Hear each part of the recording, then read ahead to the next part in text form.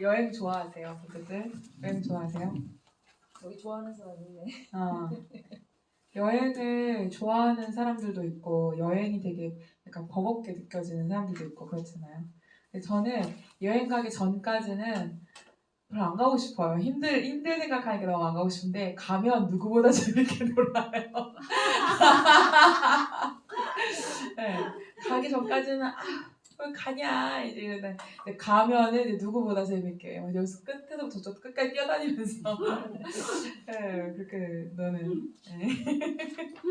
요즘에 날씨가 너무 좋으니까 햇볕을 많이 받는 것만으로도 몸이 건강해진대요. 그러니까 햇볕을 많이 보시기 바랍니다. 제가 이제 어떻게 레포트를 내느냐에 대해서 알려드릴게요.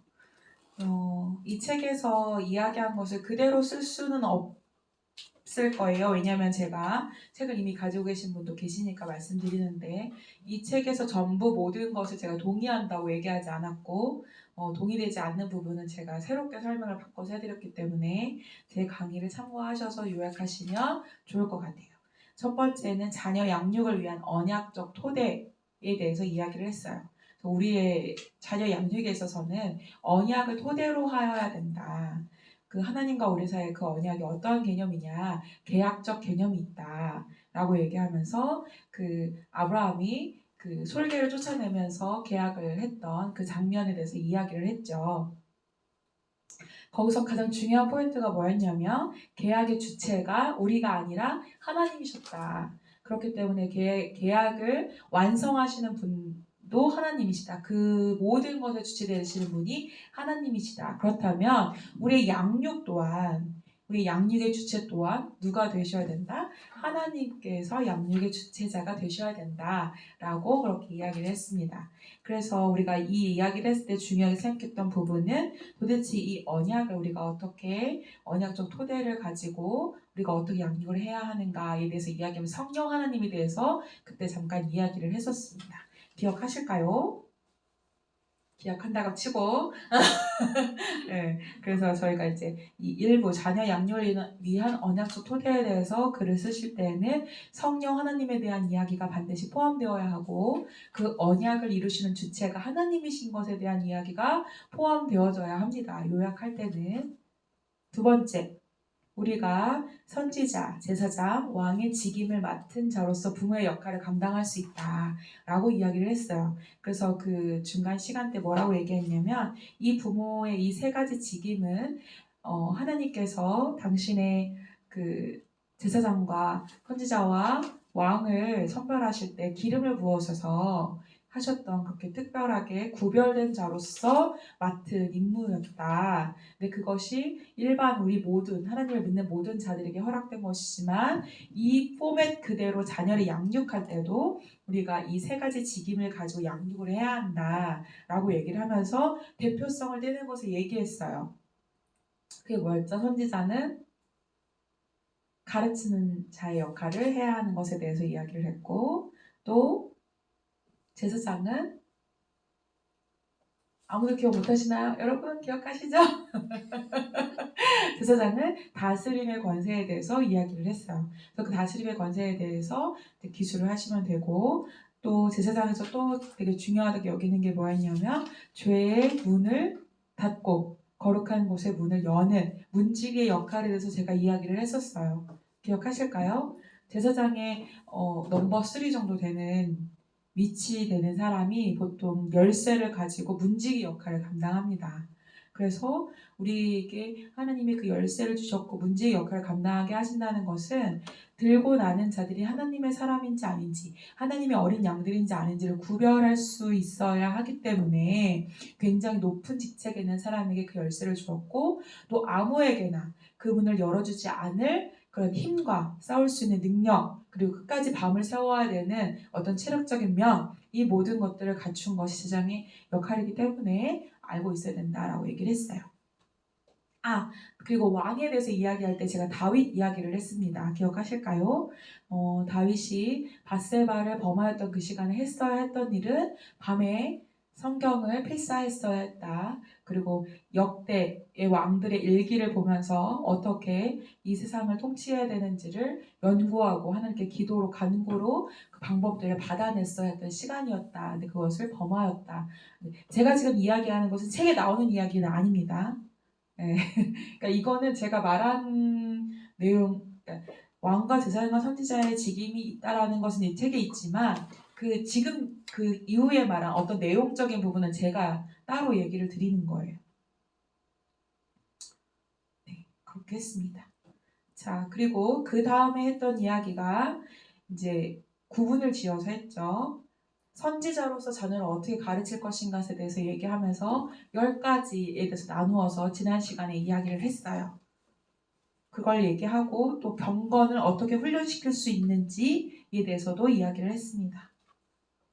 메모하신 거 있으시죠? 네.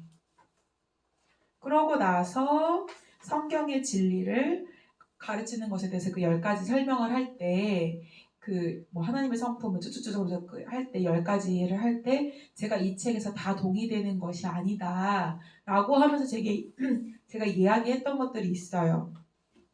우리는 신의 성품에 참여하는 자로서 그분의 성품을 전달할 수 있어야 된다. 그리고 사람의 마음이 가장 부패되었고 우리가 신을 만들 수 있는 존재이다. 따라서 우리는 우리 마음의 부패됨을 가지고 자녀를 양육하는 것은 잘못된 것이고 하나님의 성품, 하나님의 말씀을 기준하여서 살아갈 수 있도록 도우려면 성령의 도우심이 필요하다. 그러면서 이야기를 이어갔습니다. 그리고 오늘 다시 그 두 번째 얘기했던 죄의 심각성에 대해서 이야기를 하면서 그 죄를 어떻게 다루어줘야 되는지 좀 고민해야 된다라고 이야기를 했죠. 그런 다음에 경건을 훈련시키는 것에 대해서 제가 이야기를 하면서 뭘 얘기했냐면 경건이란 고아와 과부를 돌보는 것이다. 기억나시나요? 고아와 과부를 돌본다는 것이 어떤 의미라고 얘기를 했는지 혹시 이거 꼭 쓰셨으면 좋겠어요. 경건훈련, 고아와 과부를 돌보는 것이 왜 중요한가? 그들의 공통점은 아버지가 없다는 것이다. 네. 그래서 하나님 아버지를 구주로 영접하지 못하는 자들에게 우리가 복음을 전하는 것이 경건이고 그것이 하나님의 성전을 향한 열심이다 라고 이야기를 했습니다. 그래서 우리가 지적인 측면, 사회적 측면, 육체적 측면 이 모든 것을 포함한 경건 훈련을 아이들에게 할 수 있어야 된다라고 이야기했습니다.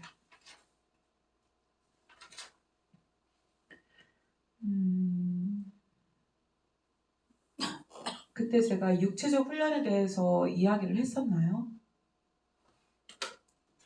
얘기를 안 했던 것 같아요.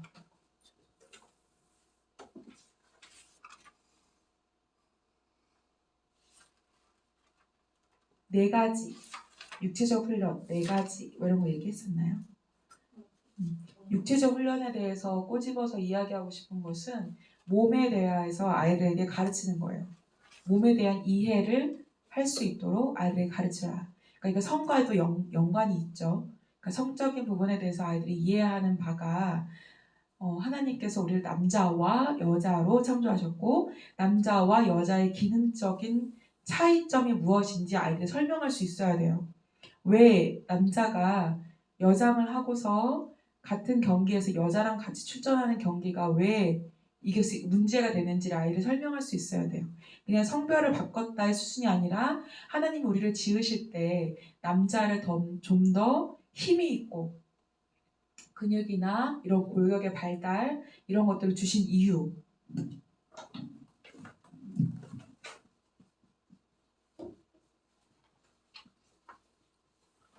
우리를 남자와 여자로 만드셨는데 가장 두드러진 신체적 기능의 특징은 뭐냐면 여자는 자궁이 있습니다. 남자는 자궁이 없어요. 남자에서는 생명이 나옵니다. 여자에게서는 생명이 나올 수가 없어요. 남자에게서 그 생명의 시작점이 여자에게 왔기 때문에 그것이 자궁으로 이어져서 출산이 이어지잖아요. 그러니까 남자와 여자의 연합으로만 우리가 세대에서 세대로 이어질 수 있다. 이게 기능으로도 설명이 돼요. 이 몸의 육체적 훈련을 통해서. 그러니까 너 여러 남자와 잠자리를 하는 것은 옳지 않아. 왜 옳지 않죠? 여러 남자와 잠자리는 왜 옳지 않죠? 그걸 왜 부정행위라고 하죠? 하나님의 성전이니까. 하나님의 성전이니까. 예, 맞습니다. 기능적인 면에서 찾아보자면요. 하나님은 남자 1과 여자 2를 통해서 세대에서 세대를 잇기를 원하세요. 하나님의 법칙에 위반돼요. 그게 1번의 이유가 나와야 돼요. 육체적 훈련을 했을 때. 그런데 이 남자가 여러 여자와 만나거나 이 여자가 여러 남자와 만나는 것을 우리는 간음이라고 해. 간음이 엄청 큰 죄인 것을 우리 아이들이 알아야 되거든요. 그러니까 이 간음이 왜 큰 죄일까요? 남자 여자가요 따로 번갈아서 이 남자 저 남자 그러니까 그게 왜 죄일까요? 왜냐하면 남자 한 명, 여자 한 명을 통해서 하나님이 뭐를 남자와 여자를 만들었으니까요. 네, 생명을 하나님이 이루어가길 원하세요. 이거는 남자와 여자 한 명을 통해서 하나의 부부로 아이를 낳고 사는 이런 문제를 얘기하는 게 아니라요. 전 우주적인 측면에서요. 남자 하나와 여자를 통해서 생명의 유지를 원하신다고요. 그런데 이 난잡한 성관계를 하게 되면 이 거룩한 경건한 세대가 일어날 수 있을까요? 경건한 세대가 일어날 수가 없어요. 하나님은 경건한 세대를 통하여서 예수 그리스도께서 오실 길을 예비하신다는 말씀이 성경에 있어요. 경건한 세대, 이 생명에서 생명으로 이어지는 이 시스템을 작동하게 하기 위해서는 난잡한 성행위를 가지면 안 된다. 우리 이 부부, 가정이라는 공동체를 이 공간 안에 누가 임하신다? 하나님께서 임하신다. 하나님께서 어떻게 우리의 가정을 계속 이 가문을 유지시키시면서 하시는 일이 뭐냐면 다시 오실 주님이 오실 때까지 이 가문을 유지시키시는 거예요. 이걸 전 지구적, 전 우주적으로 본다고 생각해봐요. 온 인류가 경건한 세대를 계속 이어서 이어서 하면 그곳에 누가 임하시죠? 예수 그리스도께서 다시 임하시죠. 그런 개념이 아이들한테 있어야 돼요. 하나님이 이 세대에서 세대로 이것을 계속 유지시키시는 이유가 그분의 충만한 구원의 수를 차기까지 이것을 이루시는 이유가 그분이 거하실 만한 처소로서 계시록에서 나오는 22장 말씀이 이루어지게 하시기 위해서 우리를 그렇게 경건케 육체적 경건을 하라고 말씀하시는구나 라고 이해돼야 돼요. 그러면 동성애도 설명할 수 있어요. 남자와 남자 왜 안 되죠? 생명을 이룰 수가 없어요. 여자 왜 안 되죠? 생명을 이룰 수가 없어요. 동물과 사람 생명을 이룰 수가 없어요. 다 여기에요. 육체적 훈련을 생각했을 때 우리가 하나님 우리 안에 거하시지 않으면 우리는 짐승이라고 성경은 이야기하거든요. 네. 우리가 짐승이 아니라 주님의 사람이기 때문에 우리는 생명에서 생명으로 이 단계를 반드시 유지해야 되는 시스템이에요. 이 시스템을 반드시 가지고 있어야 돼요. 경건의 훈련에 있어서 꼬리가 있대요. 꼬리. 네? 꼬리. 꼬리? 누가 꼬리가 있대요?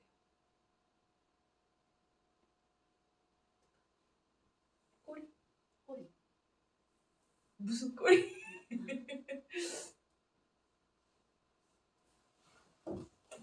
무슨 말씀하시는지 아시는 분? 여태까지 몰랐는데요. 남자하고 여자하고 꼬리가 나온 사람이 있대요. 꼬리가 나온 사람이 있대요. 제가 몰랐네요. 네. 그래서 우리는 이렇게 육체적 훈련을 할 수 있어야 된다. 또 하나는 사회적 훈련이고요. 또 하나는 지적 훈련이에요. 그 경건에 대해서 얘기할 때 이 세 가지를 제가 얘기 안 했던 것 같아요. 지난 시간이 바빠가지고 그죠? 사회적 훈련은요. 이런 분들이 있어요. 우리 자녀를 다른 아이들과 섞어서 키우고 싶지 않아. 하나님 말씀 안에서만 키울 거고 세상 바깥으로 아이들을 이렇게 내보낼 수 없어. 그러니까 교회 안에서 교회의 역할 교회 안에서만 잘할 수 있도록 모든 상황들을 세팅해서 키우시는 분들이 있어요. 이것은 제가 이게 맞습니다라고 정답을 딱 내리기는 어려워요. 어렵지만 장단점을 살펴보자면 이 질문을 저는 되게 많이 받거든요. 지금 세상이 이렇게 완악하고 더러운데 저희 자녀를 일반 학교에 보내는 게 맞을까요? 이런 질문 저한테 되게 많이 하세요. 그리고 어떤 박사님들은 우리 아이들 모두는 기독교 교육으로 공부를 시켜야 된다. 이렇게 말씀하시는 분들도 계시고요. 여러분들 생각이 어떤지 궁금하네요. 어떠세요? 참 좋은 생각 같아요. 좋은 생각인 것 같아요. 네. 좋게만은 안 보이는 것 같아요. 좋게만은 안 보이는 것 같다. 네. 그러니까 이게 지금 정확하게 딱 5대5로 갈려지는 답이 나오진 않아요. 이게. 뭐 그럴 수도 있고 저럴 수도 있는데 나는 잘 모르겠어. 이렇게 얘기하시는 분도 많고요. 근데 제가 기독교 학교에서 초중고 다 나온 친구들도 보고요. 일반 학교 초중고 나온 친구들을 보면요. 두드러지게 다른 점이 있긴 있어요. 우선 기독교 학교 위주로 나온 아이들은요. 행복해해요. 학교 생활을 되게 즐거워요. 많은 부분에서. 되게 행복해하는 아이들이 되게 많아요. 일반 학교에는 아이들이 그만큼 행복 지수가 높냐라고 물어본다면 그렇지는 않은 것 같아요. 그건 확연히 드러나는 부분이에요. 그리고 또 하나 큰 차이점은 인사를 잘해요. 기독교 학교 아이들은 인사를 되게 잘하고 일반 학교에는 아이들이 인사를 잘 안 해요. 그러니까 인사 잘하고 안 하고 뭐 그럴 수 있지 이렇게 생각할 수 있는데 인사를 한다 안 한다가 어떤 의미냐면 나와 만나는 모든 사람들이 너와 나의 그냥 너고 나가 아니라 우리로 바라볼 수 있는 시선이 있냐는 거예요. 우리로 바라볼 수 있는 시선이 있는 사람들은 인사를 해요. 근데 너는 너고 나는 나면 인사를 잘 못해요. 그러니까 기독교 학교에 있는 아이들은 약간 글로벌적인 시각이 있어요. 좀 넓게 봐요. 그런 것들 계속 가르치기 때문에. 근데 일반 학교 아이들은 그 학교 시험 거기에 대부분 이렇게 달리게 돼 있기 때문에 그게 좀 어려워요. 또 하나 큰 다른 점은 기독교 교육만 받던 아이들이 일반 사회에 나와서 그렇지 않은 아이들도 있지만 많이 당황합니다. 모두 자기와 같은 삶을 살았을 거라고 생각했는데 나와 보니까 치열하게 사는 사람이 너무 많거든요. 그러니까 당황하는 친구들이 있어요. 또 일반 학교에 있는 아이들은 그 아이들도 또 다 당황하지 않느냐? 그렇지 않습니다. 똑같이 당황하는 아이들도 있어요. 그러니까 이렇게 겉으로 드러나는 문제 상황들을 봐서는 기독교 학교에 갈 수만 있다면 보내고 싶다라는 쪽에 좀 기울기는 해요. 그런데 여기서 문제는 그거예요. 우리의 자녀들을 사회로 내보내서 하나님을 영화롭게 하는 훈련을 할 수 있는가예요. 그 문제를 해결할 수 있다면 저는 기독교 교육을 추천하고 기독교 교육에 동의합니다. 전부. 초중고대까지. 근데 이 아이들이 사회적 영역 안에서 가두리 양식장 같이 다 보호받는 그런 건 아니고 그런 다른 곳에 가서도 능히 그 애들을 감당할 수 있느냐? 이 사회 문화가 넘실넘실대는 곳에서 아이들이 견뎌낼 수 있느냐? 예, 그런 질문 앞에서 아이들이 모든 부분에 오케이라고 하긴 좀 어렵잖아요.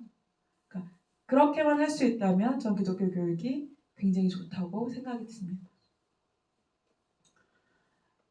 우리는 하나님을 어디에서든지 영화롭게 할 수 있어야 되는데요. 우리 자녀 세대들이 사회생활을 하면서 특히 그런 얘기를 많이 하거든요. 우리 친구들 다 그렇게 하는데 왜 나는 안 돼?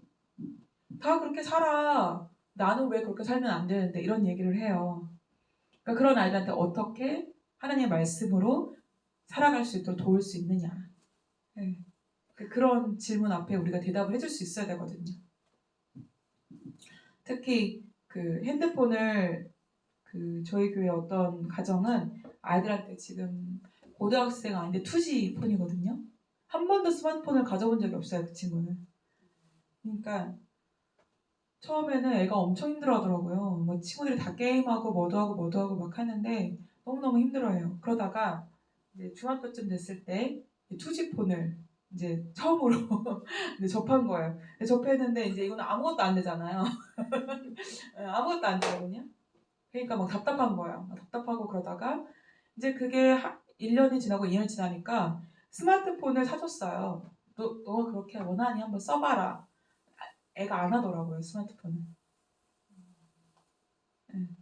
그 재미가 없어요. 거기에 대한 그 재미를 못 느껴요.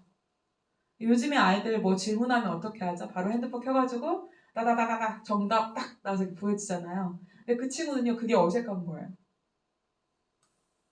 책을 통해서 얻었던 지식들을 애들이 핸드폰으로 다다다닥 하니까 그게 어색한 거예요. 네. 그래서 그 아이를 바라보는 시각이 딱 두 개예요.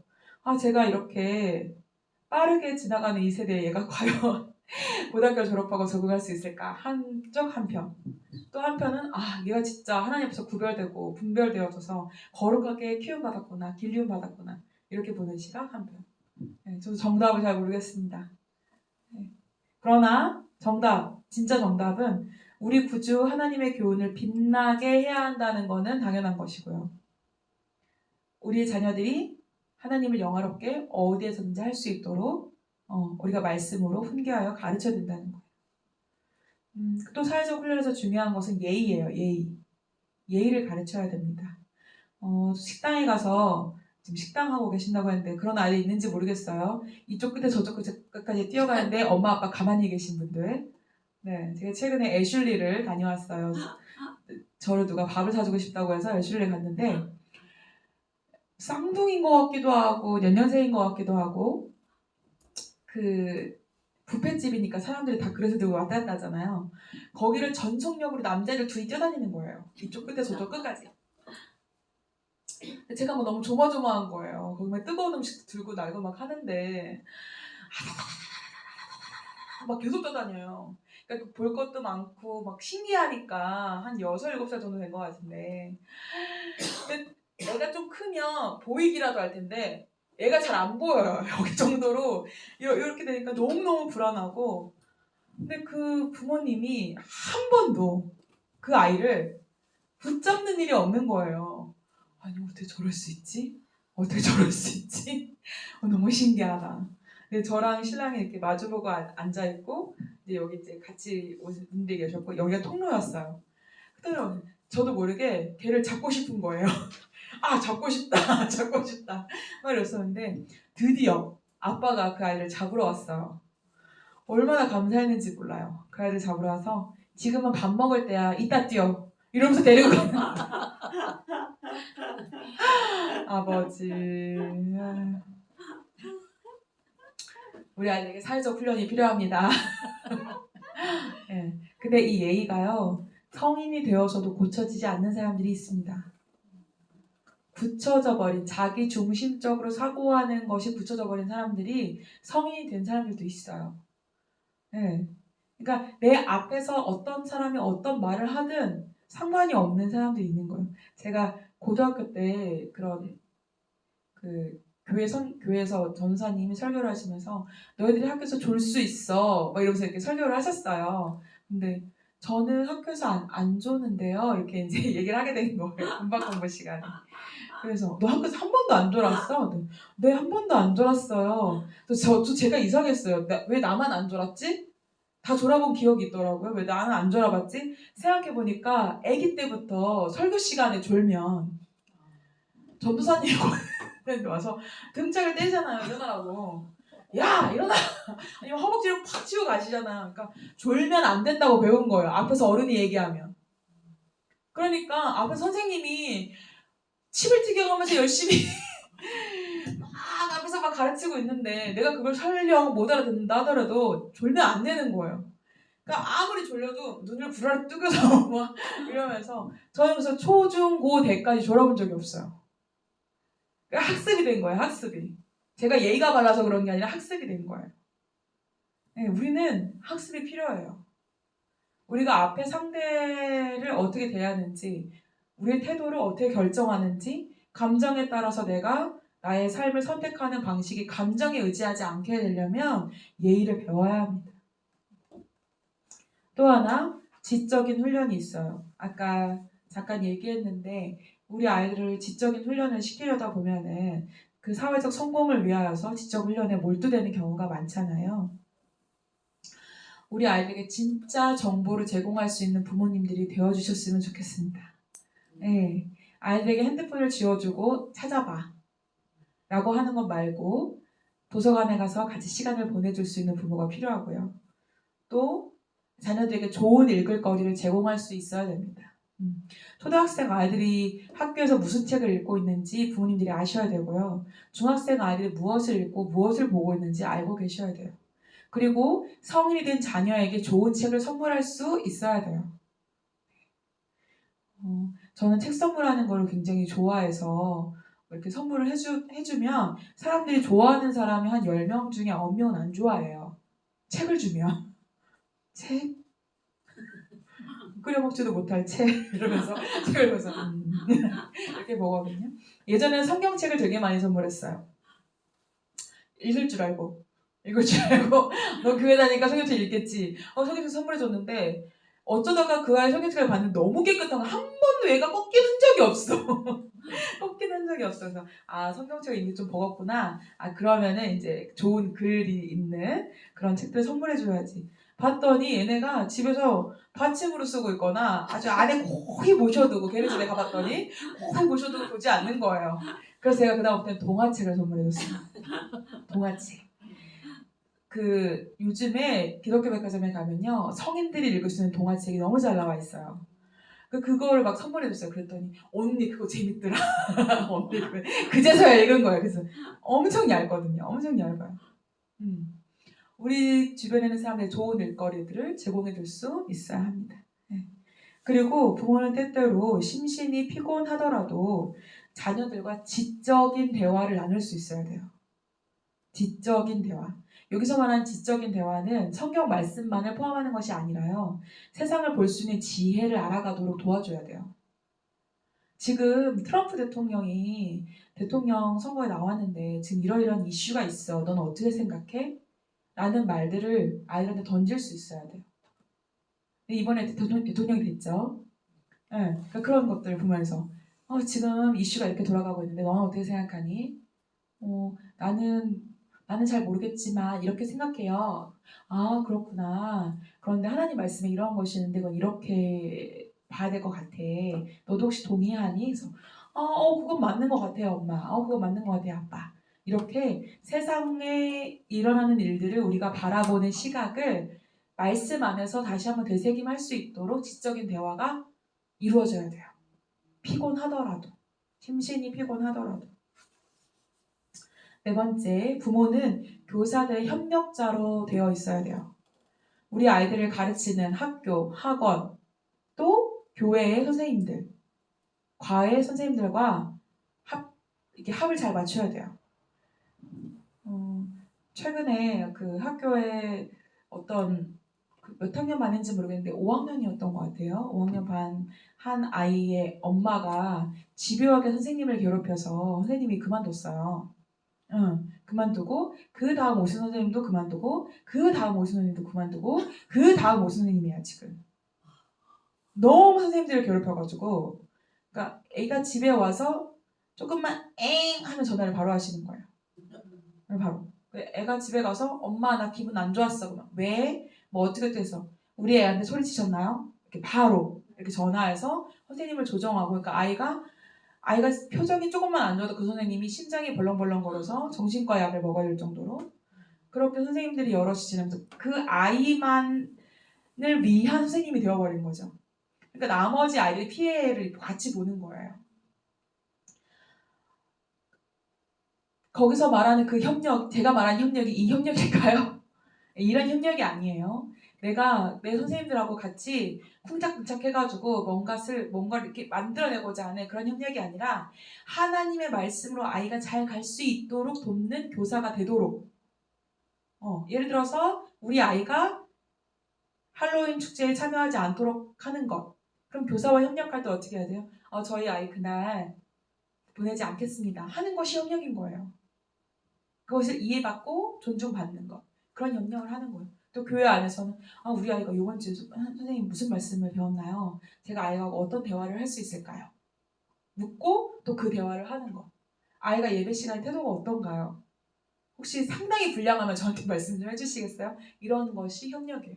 아이가 하나님께로 가는 길이 울퉁불퉁한 그 길을 잘 갈 수 있도록 내가 펴주는 게 아니라 잘 갈 수 있도록 같이 코칭을 담당해 주는 거예요. 그렇다면 성인이 되었다면 어떻게 될까요?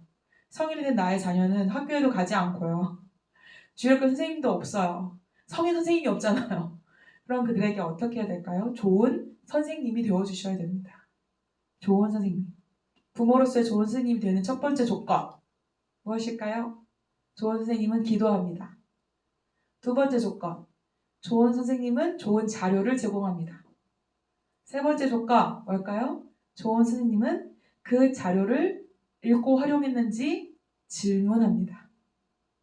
이거를 부모님들이 해주시는 거예요.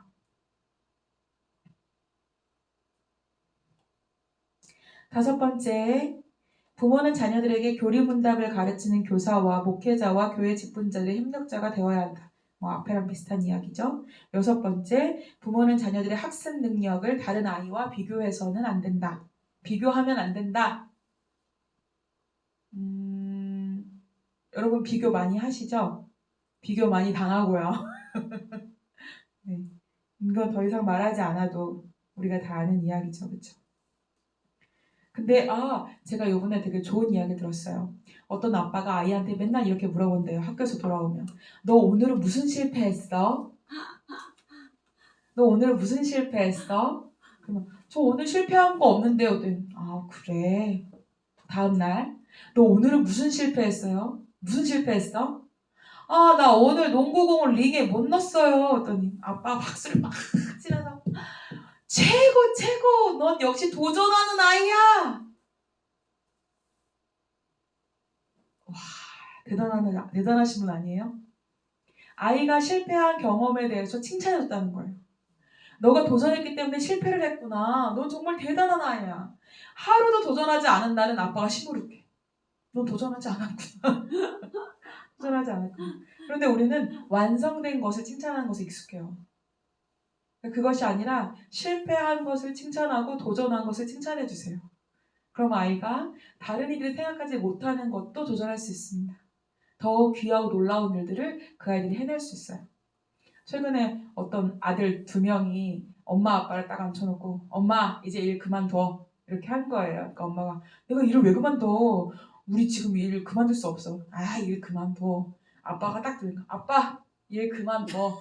일찌감치 그만둬. 이랬어요. 아빠가 정신 나가서 얘 무슨 말 하는 거야? 했더니 이제 우리가 그만큼 버니까 하는 얘기야. 이렇게 얘기하는 거예요. 이 아들들이 엄마 아빠의 지지를 받아서 일찌감치 인터넷 사오기 시작한 거예요. 근데 그 아이들이 첫 매출이 떴는데 7억이 뜬 거예요. 그래서 엄마 아빠가 뒤집어지는 그 장면이 유튜브에 떴어요. 그래서 그걸 보면서 우와 대단하다. 첫 매출이 7억이라니. 네. 아이들이 그걸 한다고 했을 때 학교도 다니지 않고 네가 그걸 할 수 있을 것 같아? 너 정신 못 차려? 대학을 가야지! 이렇게 한 게 아니라 도전해봐. 한번 해봐. 이렇게 응원해 주니까 아이들이 엄마 일 그만둬. 아빠 일 그만둬. 와 듣기만 해도 남의 일인데 기쁘죠? 7번째, 겸손히 마음에 새기지 않은 지식은 자녀들을 교만하게 할 뿐이라는 점을 잊어서는 안 된다. 그러니까 아이들에게 겸손을 가르치라는 거예요. 너의 지식이 남을 찍어 누리기 위한 것이 아니라 너의 지식은 하나님께서 그 지혜와 지식을 통해서 아버지의 일을 이루어 가시는 사용하실 거라는 것을 자녀에게 가르쳐 주라는 거죠. 이것이 바로 지적인 훈련에서 필요한 것이다. 경건의 훈련의 3가지. 첫 번째 지적 훈련, 두 번째 사회적 훈련, 세 번째 육체적 훈련. 이 3가지를 쓰고 다 쓰지 않으셔도 되니까요. 아까 얘기했던 육체적 훈련에서 이 내용이 들어갔으면 참 좋겠다 라는 생각이 듭니다.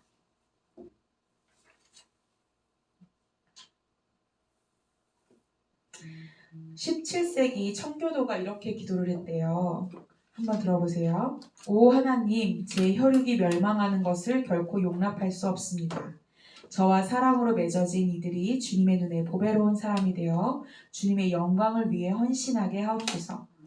저희의 가족 예배와 가정에서의 가르침과 가정에서의 훈육과 가정에서 보이는 본을 거룩하게 하사 저희 집이 천국의 육아실이 되고 저희 교회가 주님의 동산이 되어 주님이 주님의 영광을 위해 심으신 의의 나무들이 무성하게 자라게 하소서. 친절하고 양심적이고 아름다운 저희 가족들이 모두 천국에 가게 하시고 제가 사랑하는 모든 사람들 안에서 부드러운 양심과 온유한 마음과 주님의 말씀을 경외하고 기뻐하는 귀한 열매들이 심판하여 이길 때까지 사라지지 않게 하소서. 여기서 저는 이게 눈에 딱 띄었어요. 저희 집이 천국의 육아실이 되고 저희 교회가 주님의 동산이 되어. 네. 여러분의 집이 예수 그리스도께서 여러분들을 자라나게 하시는 완전한 육아실이 되었으면 좋겠고요. 성장케 하고 발달하게 하시는 하나님의 놀라운 학교로서 교회가 또 가정이 그렇게 세워졌으면 하는 바람이 제 안에 일어났습니다.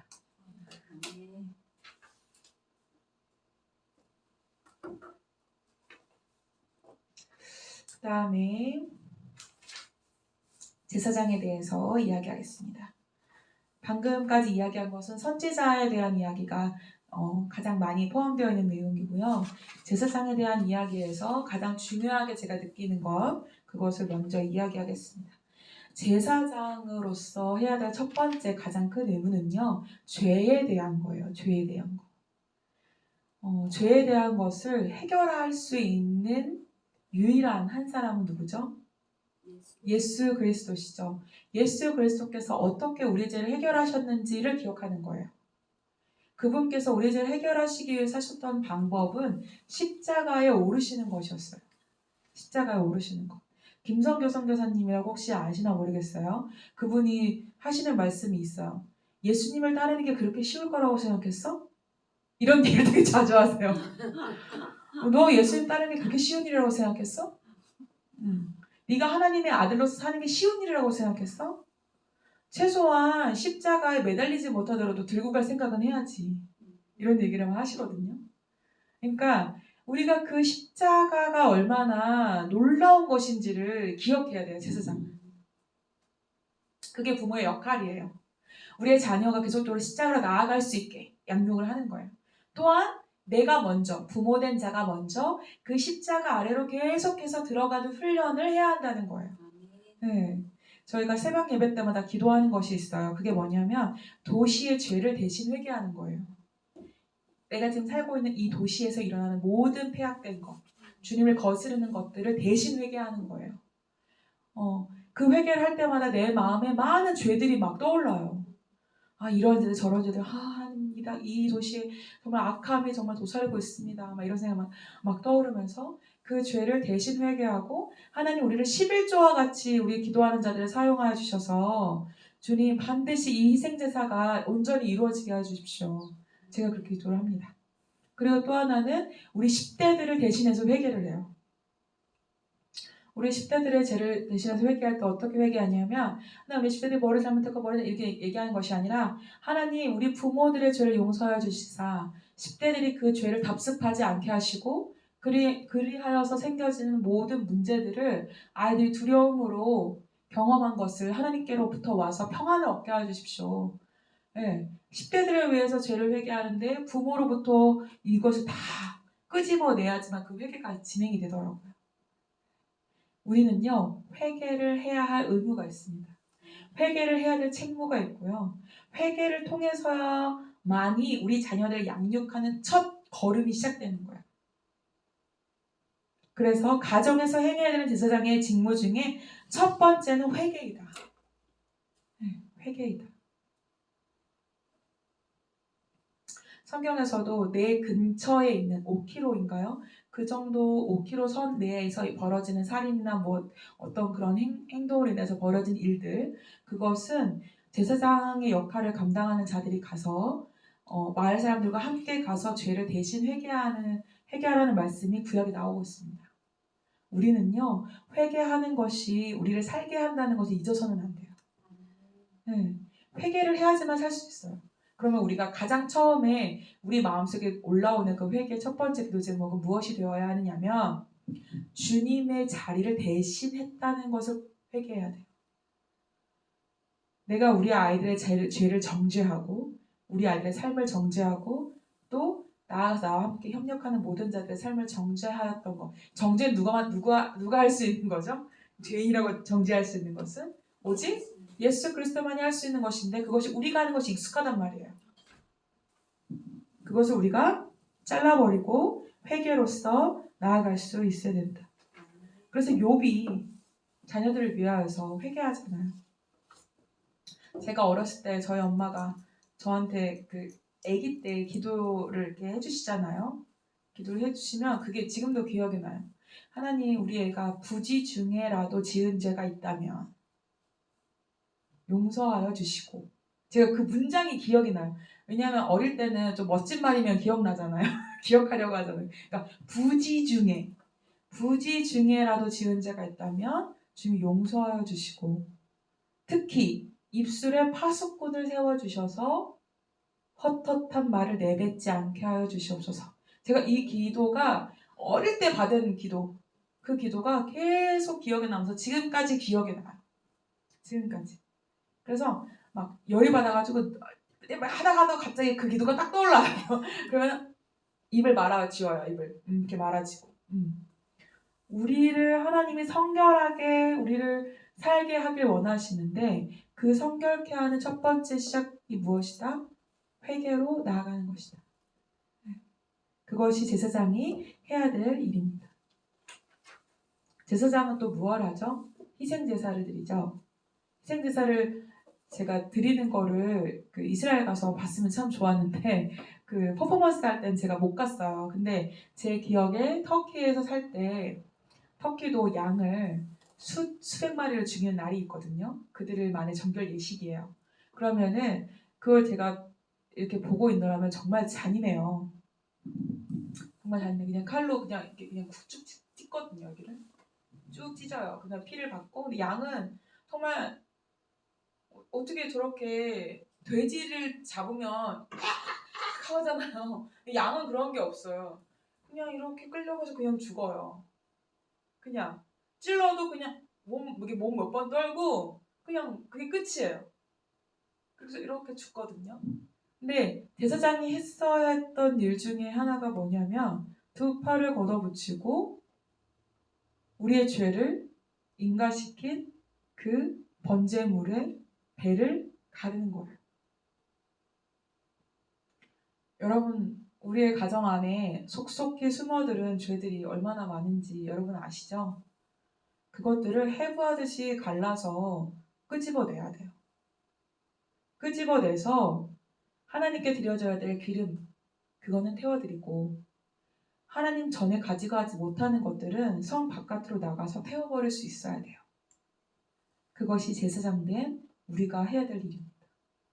저도 가정예배를 드릴 때마다 하나님이 저를 여기를 찢어가지고 이렇게 뒤집는 느낌이 들 때가 있어요. 정말 내 안에 깊은 것까지 하나님이 다스리길 원하시는구나. 이걸 제가 느낄 때가 있거든요.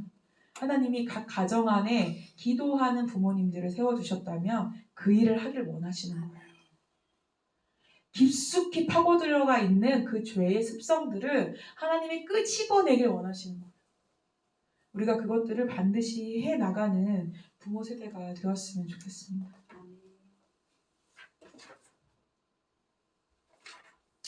그리고 제사장의 직무에 충실해야 됩니다. 샤밧이라고 말하는 안식일에는요. 원래 모두 다 쉴 수 있었지만 유일하게 쉬지 못하는 그룹이 있어요. 그게 누구죠? 제사장 그룹입니다. 제일 바빠요. 이 샤밧 때. 왜냐하면 예배를 준비해야 되니까요. 네. 우리 부모님들은요. 쉬는 날이 없죠. 너무 안타까워요. 네. 얼마나 힘들까요? 얼마나 고될까요? 생각합니다. 저는 우리 둘이 먹는 음식을 차리는 것도 힘들거든요. 그런데 남편뿐만 아니라 자녀들의 식사와 모든 것들을 책임지고 행해 가시는 걸 보면은 놀라울 따름이에요. 저는 저희 집에 그 음식을 할 때도 어떻게 하면 제일 간단하게 할 수 있을까 둘밖에 안 먹는데도 어떻게 하면 제일 간단하게 할 수 있을까? 이걸 되게 고민해요. 그래서 국도 되면서 고기도 되는 거, 막 이런 거를 한다든지 반찬을 최소한 해가지고 누가 반찬 주시면 굉장히 풍성하게 이렇게 먹다가도 또 그런 반찬이 없으면 어떻게 하면 가장 우리 입맛에 맞으면서 균일하게 할 수 있는지 엄청 고민하고 부엌에서 가끔 이렇게 서 있어요.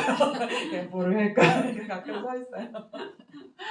그래서 저는 김밥을 매일 먹으래도 먹을 수 있는 사람인데 또 저희 신랑 그렇지 않을 수 있잖아요. 그러니까 처음에는 김밥을 뭐 A 김밥, B 김밥, C 김밥을 먹으면 되겠지 저희 생각으로는 그랬는데 안 좋아하시더라고요. 그래서 그렇게 할 수가 없어요. 그러니까 우리에게 주신 하나님이 주신 그 직무가 생각보다 버겁고 불편하고 좀 빡빡해요 스케줄이. 그 빡빡한 스케줄을 우리는 감당해야 합니다. 네. 제사장은 안식일에도 모셨다니까요. 안식일에도 바빴어요. 안식일에도. 쉼없이 바빴어요. 옷에 피가 다 튀겼겠죠? 짐승을 잡았으니까. 그러니까 그 옷도 맨날 빨아야 되고요. 또 밤샘도 가야 되잖아요. 문지기로서 밤샘도 해야 되고. 성경에 보면 옷 뺏기잖아요. 옷을 벗겨버리잖아요. 잠들어가지고 문 앞에서. 다음날 막 웃음거리가 되고 혼이 나고. 네. 그러니까 제사장이 정말 이 눈이 항상 반이 감겨있을 수도 있어요. 피곤해가지고. 이게 감겨있을 수도 있어요. 근데 그 와중에 뭐를 해야 되냐면 성경 공부를 해야 돼요. 그래야 가르치죠. 그래야 선포를 하죠. 말씀을 나누죠. 그러니까 이 제사장들의 삶이 정말 골치 아픕니다. 그러니까 우리 부모님들의 삶이 제사장의 삶이기에 정말 골치 아플 수밖에 없어요. 우리 중고등부 선생님, 청년부 선생님 골치가 엄청 아플 수밖에 없습니다. 이 아이들을 어떻게 주님께로 인도할 수 있을까? 머리가 깨지죠. 서울에서 사역하고 있는 저랑 친한 동생 목사님은 그 아이들이 맨날 사고를 쳐요. 20살짜리 남자애들이 맨날 술 먹고 자빠져 있고 막 그러니까 자기가 나가서 딴 일을 해서 번 돈으로 가서 게임값을 물어주고요. 애들 술 먹은 거 매가지고 교회 데리고 오고요. 그런 애들이 지금 다 커가지고 교회에서 사역하고 있습니다. 놀랍죠? 예. 맨날 깽판 부리고 술 이만큼 취해가지고 교회에 와서 목사님 저 어떻게 해요? 맨날 이랬대요. 어떻게 하면 뭘 어떻게 술부터 깨고 얘기해. 또 막 교회 맨 뒷자리에 애들 막 눕혀놓고 재우고 침낭 갖다 놓고 애들 입 들어갈까봐 침낭에 애들 다 하나씩 넣어주고 아침 되면 다 깨워가지고 해장국 먹여가지고 또 살게 하고 그러니까 애들이 그 사랑의 빚에 어떻게 할 수가 없는 거예요. 그러니까 그러다가 하나님을 만났어 진짜. 그러니까 이제는 교회 중역이 되는 거예요. 그 아이들 30대가 되고 결혼을 하고 드디어 하나님을 만나고 자녀를 낳고 키우고 예. 제사장의 직무가 정말 고단합니다. 그 일들을 충실히 해내는 부모 세대가 된다면 하나님께서 놀라운 아버지의 지혜와 지식으로 자녀를 양육할 수 있도록 인도하실 것을 제가 믿습니다. 네. 그 왕의 역할 중에 하나가 제가 첫 시간에 말했던 자녀들을 긍휼히 여기는 것이 포함됩니다. 네. 왕이 자녀를 다스릴 때, 그러니까 왕이 백성들을 다스릴 때 어떤 마음으로 다스려야 될까요? 이쪽으로 서 하면 저쪽으로 가고 이쪽으로 서 하면 저쪽으로 가는 진짜 충신은요 왕의 마음을 압니다. 왕이 이쪽으로라는 말을 하기도 전에 이쪽으로 가 있어요. 저쪽으로라는 말을 하기도 전에 저쪽으로 가 있어요. 어떻게 하면 왕의 마음을 기쁘게 할 수 있을까를 고민해요. 우리가 주님의 마음을 대하는 태도가 그랬어야 됐고 우리의 자녀가 하나님 앞에 순종하는 법을 배우면 그 자녀가 엄마 아빠의 마음을 기쁘게 하는 방법을 연구해요. 연구합니다. 정말로 연구해요. 어떻게 하면 우리 엄마가 기뻐할까? 어떻게 하면 우리 아빠가 기뻐할까요? 이렇게 막 연구한다고요. 저는 이 마음을 되게 늦게 깨달았어요. 어떻게 하면 우리 엄마를 기쁘게 할 수 있을까? 너무너무 늦게 깨달았어요. 그래서 요즘에는 어떻게 하면 우리 엄마를 기쁘게 할까? 근데 저희 엄마가 이제는 나이가 많아지셨잖아요. 그러니까 이제는 어떻게 해요? 제가 귀찮아요. 제가 귀찮아요. 좀 일찍 깨달았어야 되는데 너무 늦게 깨달아가지고 이제 엄마는 제가 귀찮을 때가 되셨죠. 부모의 마음을 알아채는 자녀가 얼마나 사랑스러워요. 그쵸?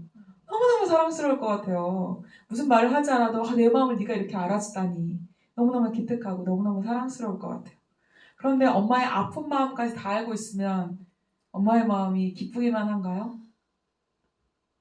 네가 이런 것까지, 네가 내 마음을 그렇게 깊은 것까지. 기쁨도 있지만 그 사랑과 긍휼이 막 넘쳐 흐를 거예요. 그렇죠? 네. 주님이 그 세팅을 하시길 원하세요. 여러분들의 가정 안에. 네. 여러분들 이 주님이 세팅하기 원하시는 이 마음을 취하셨으면 좋겠어요. 그렇지, 우리 집에 그것을. 그렇지, 우리 집에 그것을. 네.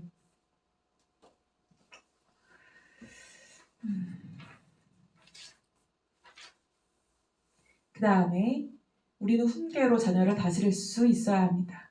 훈계는요, 사랑이 베이스가 되지 않고서는 정말 그냥 딱딱한 막대기 뿐이에요. 막대기를 때리는 것일 뿐이에요.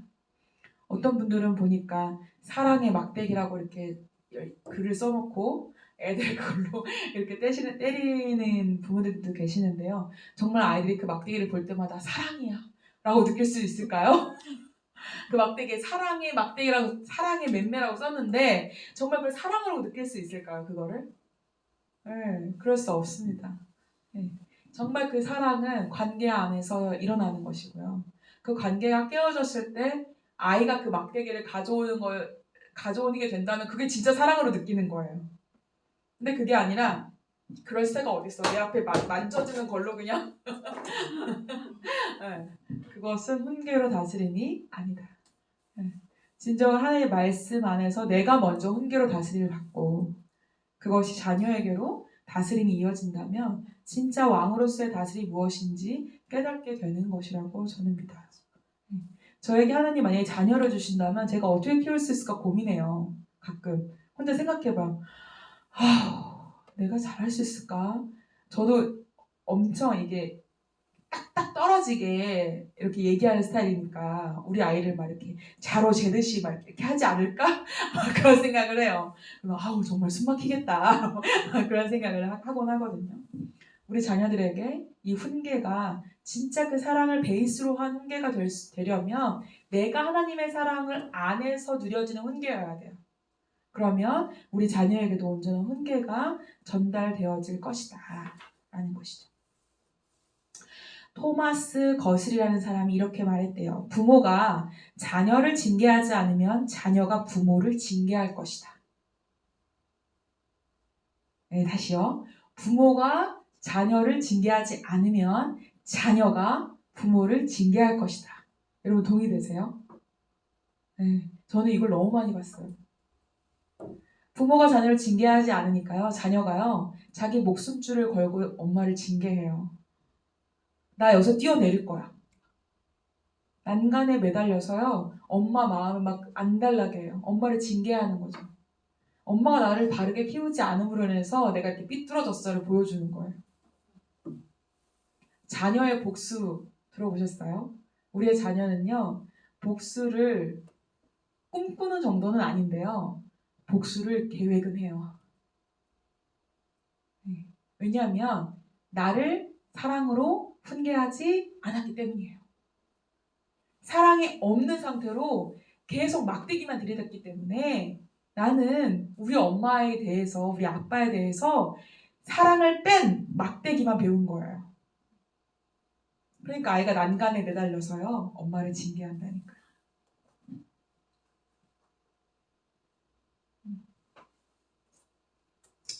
자녀들을 올바르게 기르고 싶다면 그들이 원하는 방식이 아닌 마땅히 해야 할 일을 가르쳐야 되는데요. 여기서 말하는 마땅히는 하나님의 말씀을 근거해야지만 마땅히가 성립이 됩니다. 너 빨리 일어나서 밥 먹어. 엄마가 밥 차렸는데 밥도 안 먹고 돌아다녀? 이건 마땅인가요?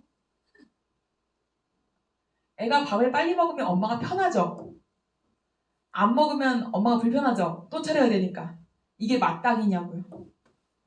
마땅히는 아니죠. 훈련의 한 영역이지 그게 마땅히는 아니거든요. 근데 밥을 안 먹어서 애의 마음을 완전 바닥까지 끌어내리는 부모님들도 계시거든요. 그러니까 마땅한 것에 에너지를 써야 돼요. 마땅한 것에. 우리 자녀가 학교를 가지 않아요. 그럼 어떻게 해야 되죠? 학교를 가는 것이 마땅한가요? 마땅하지 않나요? 이런 고민을 우리가 해야 된다고요. 학교를 가는 것이 정말 그것이 마땅한 것인가? 얘가 학교를 가지 않는 이유를 먼저 찾고 하나님이 말씀하시는 이 아이의 삶에 대해서 같이 고민해보는 시간이 마땅한 것인가? 고민해봐야 돼요. 근데 우리는 그 시간 안에 해결하는 것이 마땅한 거라고 생각해요. 아이가 1년 꾸르면 지구가 멸망할 것처럼 한단 말이에요. 이해되시죠? 네. 엄청난 도전인 줄 알아요, 제 말이. 그러나 하나님 앞에서는 그게 큰 도전이 아니라니까요. 진짜 마땅한 것으로 싸우셔야 돼요, 아이랑. 진짜 마땅한 거. 내가 이것을 반드시, 내가 이 아이의 구원의 문제, 내가 이 아이가 하나님께 나아가는 문제에 걸림돌이 되는 것이 있다면 그것을 깨트리는 것이 마땅한 것이지 진짜 마땅한 것이 무엇인지를 고민해 봐야 돼요. 네. 정말 그냥 떼기장으로 학교 안 가면 혼내켜서라도 보내야죠. 지금 그런 얘기가 아니잖아요. 그렇죠? 진짜 싸워야 될 것, 진짜 마땅히 가르쳐야 될 것을 우리는 고민해 봐야 된다는 거죠. 저희 엄마가 이것 때문에 많이 고민하셨던 것 같아요. 저를 키우면서. 첫째, 둘째, 셋째는 굉장히 순종적이거든요. 저희 집에서. 넷째인 저만 너무 다른 인생을 살았어요. 그러니까 저를 두고 엄청나게 고민을 하셨던 것 같아요. 얘를 어떻게 키우면 좋을까? 얘는 정말 얘는 어떡하지? 아우 얘 어떡하지? 항상 그러셨거든요. 아우 얘 어떡하지? 네. 마땅히 가르쳐야 될 것을 훈육으로 다스려 주시기를 부탁드립니다. 그런 다음에 우리의 징계가 아이들한테 제대로 전달되어질 것입니다. 오늘 이렇게 선지자와 왕에 대해서 나누었고요. 다음 주 맞죠? 다음 주에 레포트 쓰실 때 배운 데까지만 적어서 내시면 돼요. 아직 제사장에 대해서는 다 마무리를 짓지 않았지만 그것에 대해서 적어서 제출하시면 되고요. 제가 가능하다면 피드백을 할 수 있었으면 좋겠어요. 그러니까 피드백을 하려면 보내주셔야 피드백을 할 수가 있어요. 그러니까 꼭 잘 보내주시면 감사하겠습니다. 궁금하신 거 있으실까요? 질문 없으세요? 오랜만에 뵈서 너무나 반가웠습니다. 네. 오늘 강의가 여러분에게 무거운 돌이 되지 않았으면 좋겠고 저는 부모 자녀 교육할 때마다 느끼는 것이 모두 다 죄책감을 갖고 돌아간다는 거예요. 부모님들이. 그러시지 않으셨으면 좋겠어요. 네. 하나님께서요, 우리에게 엄청나게 놀라운 사랑으로 우리를 대하고 계신다는 것이 우리한테 느껴져야 돼요. 네. 엄청난 사랑으로 여러분을 대하고 계세요. 그러니까 이런 강의를 열는 이 모든 과정 중에서 여러분들을 택하여서 이곳에 오게 하셨다는 거예요. 네. 그 사랑이 좀 잘 누려졌으면 좋겠습니다.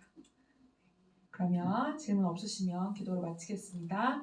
하나님 감사합니다. 우리와 함께 하시고 아버지의 사랑을 늘상 우리에게 부어주시길 기뻐하신 주님으로 인하여 감사합니다.